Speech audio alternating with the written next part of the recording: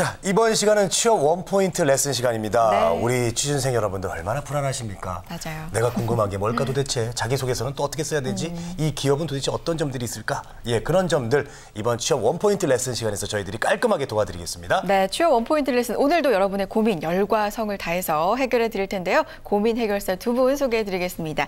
다음 취업 보기 카페 이희정 멘토 그리고 이지연 캐스터 함께합니다. 두 분 어서 오세요. 네, 반갑습니다. 안녕하세요. 어서 오십시오. 네.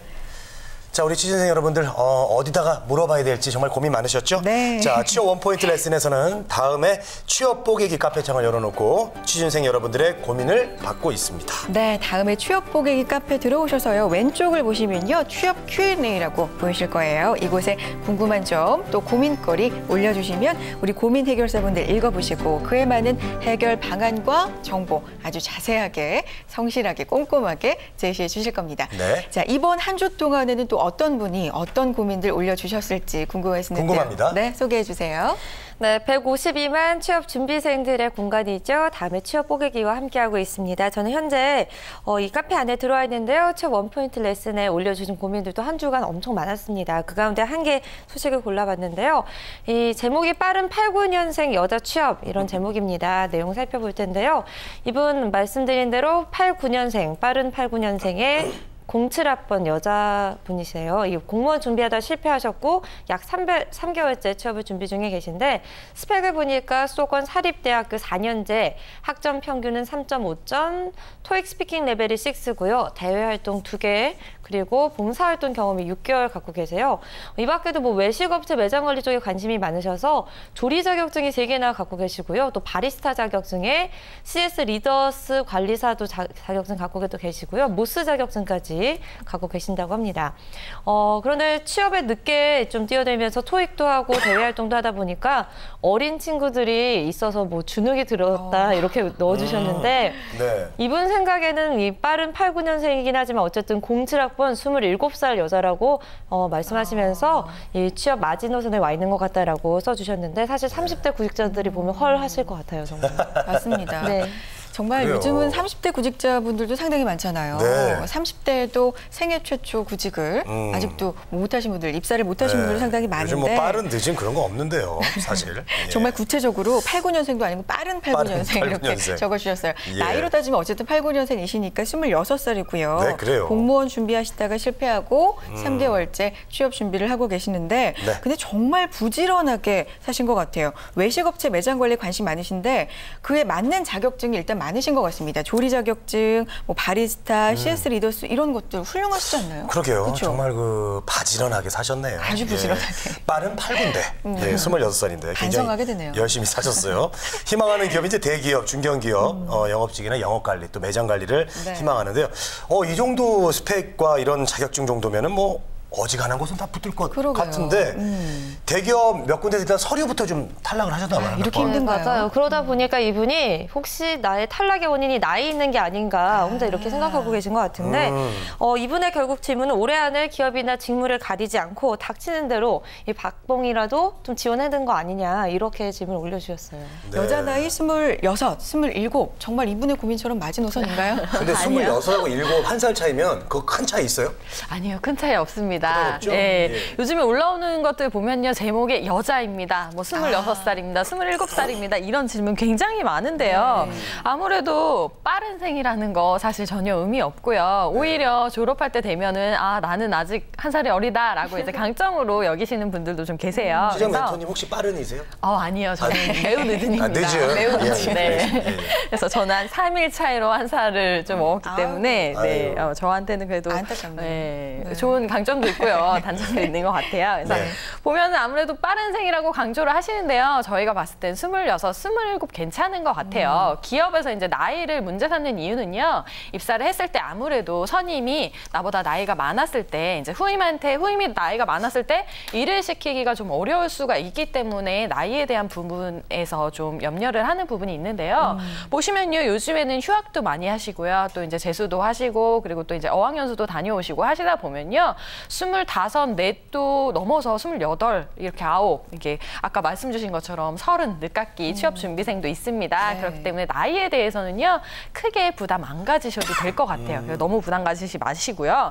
보면 스펙도 굉장히 많으세요. 공무원 준비를 하다가 3개월 취업 준비를 하셨는데 네. 다양한 자격증을 가지고 계시고요. 또 다양한 준비를 하신 것 같아요. 그래서 근데 보시면요. 상반기에 대기업에 몇 군데 서류를 넣어봤지만 탈락했습니다. 굉장히 큰 좌절감을 느끼고 계세요. 그런 근데 것 같아요. 과연 몇 군데나 넣으셨을지 그래서 이렇게 고민하시는데 저는 궁금한데요. 세 분 같은 경우에 생각해보시면 몇 군데 정도 넣으면 한 학기에 취업을 할 수가 있을까요? 그리고 이분은 몇 군데라고 이제 구체적인 건 안 네. 주셨는데 대부분의 졸업 앞둔 분들 한 50군데 넣지 않을까요? 네, 50군데? 글쎄요, 어떻게 저는 생각하세요? 100군데를 넣었다는 분도 봤습니다. 예. 그렇죠. 뭐 일단은 뭐 그렇죠. 자소서 다 이 붙여넣기가 되니까. 맞아요. 예.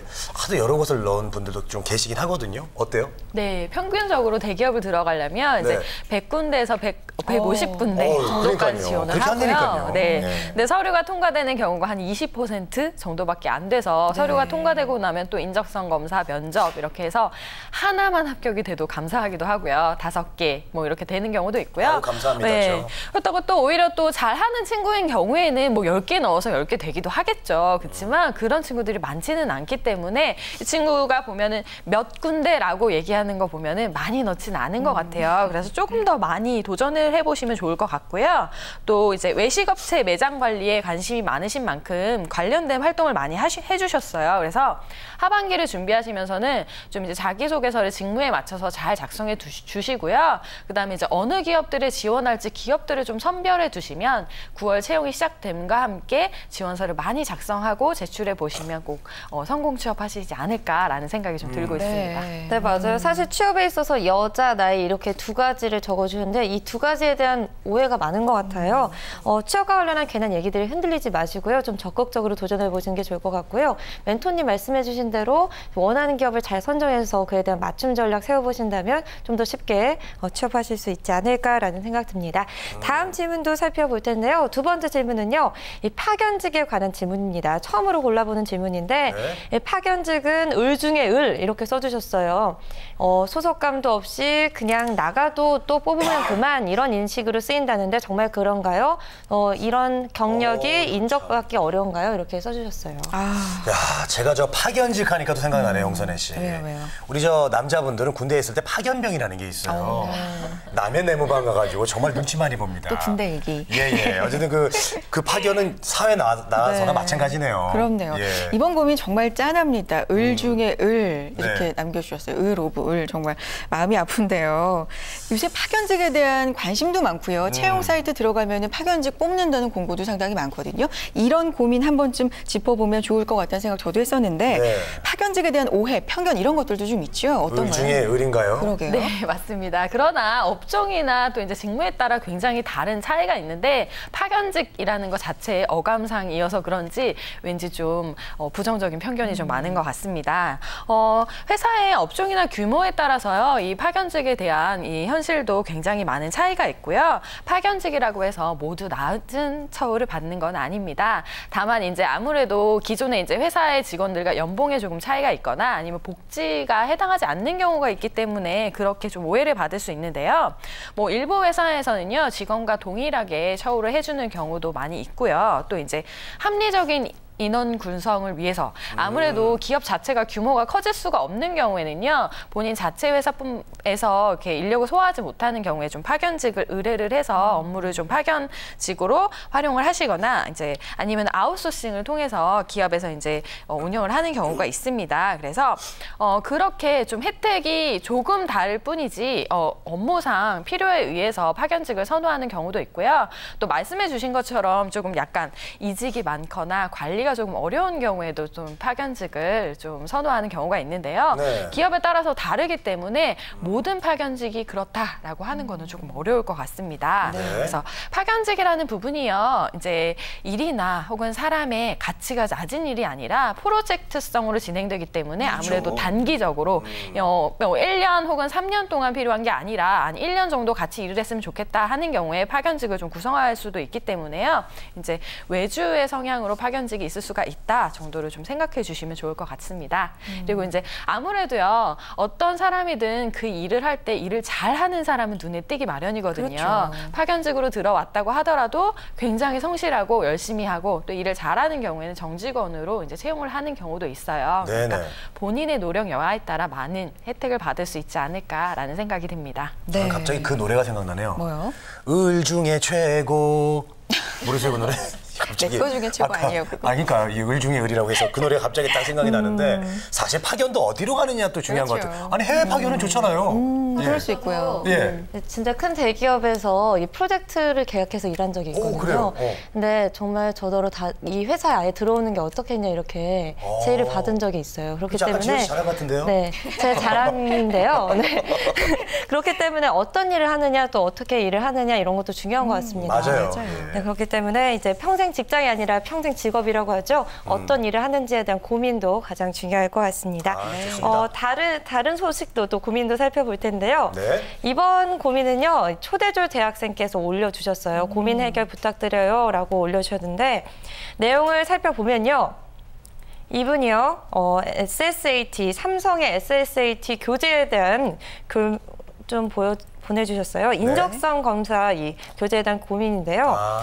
삼성뿐만 아니라 다른 기업에도 지원할 생각이시긴 한데 이 삼성의 SSAT가 모든 인적성의 기본이 된다. 그렇기 때문에 이 교재를 구매하려고 하는데 네, 이 전문대 졸업자를 대상으로 하는 채용이 없을 수도 있기 때문에 전문대 졸업자를 대상으로 하는 교재를 살지 아니면 대학교 졸업자를 그냥 4년제 대학 졸업자를 대상으로 하는 SSAT 교재를 살지에 대한 고민입니다.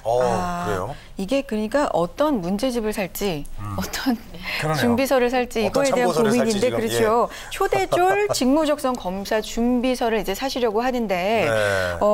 그래 초대졸이니까 전문대 학교 이제 졸업을 하시는데 네. 하반기에 삼성이 4급 채용을 할 수도 있고 안 할 수도 있고 뭐 이걸 아직 모르기 때문에 또 삼성만 지원하는 건 아니기 때문에 삼성 SSAT 문제집을 살지 아니면 4급 대졸자용 문제집을 살지 뭐 이런 고민이에요. 그래요. 예. 혹시 뭐 이렇게 삼성 걸 샀는데 채용이 없을 수도 있잖아요. 그렇죠. 그리고 여기서는 또 고민하는 게 전체의 기본이 되는 SSAT를 사려고 한다. 네. 이게 이제 고민의 시작인 것 같아요. 맞아요. 자, 근데 초대졸의 경우에는 어떻게 해야 됩니까? 네, 아무래도 이 친구 보면요 질문을 5개, 6개 정도 올려주셨어요. 고민이 좀 상당히 네. 많으십니다. 네, 질문을 기존에는 해주셨어요? 뭐 LG 직무적성 검사도 문의를 주셨고요, 삼성도 문의를 주셨고 하셨는데 아무래도 이제 대졸자에 대한 정보는 많은 반면에 이제 초대졸, 그러니까 전문대 졸업자의 경우에는 정보가 많이 없어서 질문을 좀 많이 해주시는 것 같아요. 특히 이제 전문대 같은 경우는요 계열사마다 채용의 일정이 조금씩 다르고요. 네. 또 시험도 조금 달라요. 그래서 어떤 직무에 따라서 시험을 보는 경우도 있고 보지 않는 경우도 있고 하기 때문에 정보가 굉장히 없는 편이고요. 그래서 이제 4년제용을 가지고 준비를 하시는 경우가 많아요. 문제집이 상대적으로 없기 때문인데요. 사실 4년제 시험 문제집을 보실 필요는 없습니다. 아무래도 이제 4년제 걸로 공부를 하시면 오히려 이제 쉬운 것들은 통과가 되겠지만 난이도에 대해서 큰 차이가 있고요. 문제 유형도 큰 차이가 있기 때문에 굳이 4년제용으로 공부를 하실 필요는 없을 것 같고요. 일단은 시중에 문제집이 나오려면 이제 문제가 출제가 되고 제본까지의 과정이 시간이 조금 오래 걸리는데요. 이제 반면 모의 테스트 같은 경우에는 제작 시간이 조금 단축되기 때문에요. 최신 유형이 좀 반영돼 있다라는 모의 테스트를 한번 보시면서 유형을 좀 파악해 보시면 좋을 것 같아요. 네. 그래서 그 유형을 보시고 나서 도서관이나 서점에 가서 비슷한 문제집들을 조금 보시면 좋고요. 문제집을 사서 꼭 보시지 않더라도 어떤 내용이 있는지 쭉 보시면 아마 쉽게 통과가 되시지 않을까라는 생각이 듭니다. 네. 그래서 너무 걱정하시지 마시고요. 네. 어떤 유형인지 파악하시고 준비하시면 충분히 합격하실 수 있을 것 같습니다. 걱정 안 하게 설명해 주셨네요. 그러네요. 네. 질문을 이렇게 많이 올려주신다는 건 그만큼 취업에 대한 열의가 가득 차 있다는 거잖아요. 그렇습니다. 일단 그런 면에서 참 긍정적인 분이다 이런 생각이 들고요. 4년제 용과는 난이도 문제 유형 많이 다르니까요. 초대졸용으로 준비하시는 게 좋겠다 이런 말씀이셨고 취업을 위해서 준비해야 될 것들이 많은데 과한 맞아요. 준비보다는 적당한 네. 준비가 좋겠죠. 그렇습니다. 네, 그리고 모의 테스트 꼭 활용해 보셨으면 좋겠습니다. 정리해 보죠. 네, 정말 질문, 고민을 이 5개, 6개 올려주셨다 없다는 게 얼마나 고민이 심각한지 알 수 있는 부분인 것 같은데 취업에 대한 의지는 확고하신 것 같습니다. 그렇기 때문에 문제 유형을 잘 파악하시고 관련 문제 찾아보시는 게 중요할 것 같고요.